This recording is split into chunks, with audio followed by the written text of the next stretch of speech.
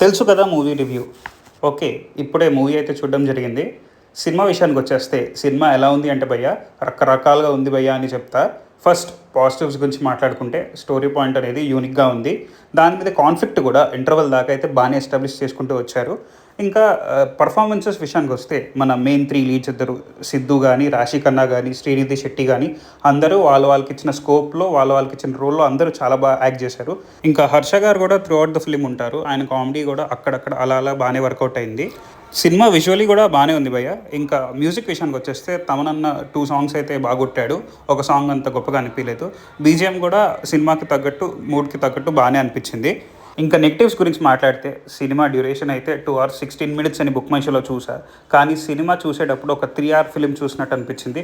చాలా లెంతీ అనిపించింది. ఇంకా ఫైనల్లీ నాకు ఈ సినిమాతో బిగ్గెస్ట్ ఇష్యూ ఏంటంటే క్లైమాక్స్.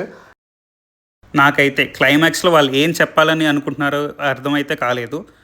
ఏ క్యారెక్టర్కి ప్రాపర్ కన్క్లూజన్ అయితే ఇవ్వలేదని అనిపించింది.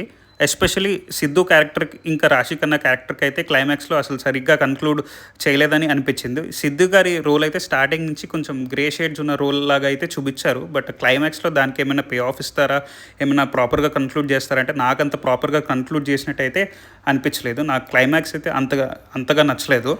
ఇంకా ఓవరాల్గా సినిమా ఎలా ఉంది అంటే యావరేజ్ టు డీసెంట్ అని అయితే చెప్తా. ఫస్ట్ హాఫ్ కొంచెం స్లోగా స్టార్ట్ అయినా ప్రీ ఇంటర్వెల్లో ఆ పాయింట్ అనేది బాగానే ఎస్టాబ్లిష్ చేశారు. చాలా ఇంట్రెస్టింగ్ అనిపించింది. ఇంటర్వెల్ కూడా ఒక గుడ్ నోట్తో అయితే ఎండ్ చేశారు.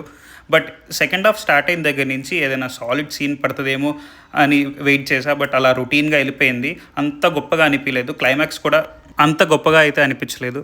సో ఇది మన తెలుసు కదా మూవీ రివ్యూ. మీకు సినిమా ఎలా అనిపించిందో కామెంట్ చేసేయండి.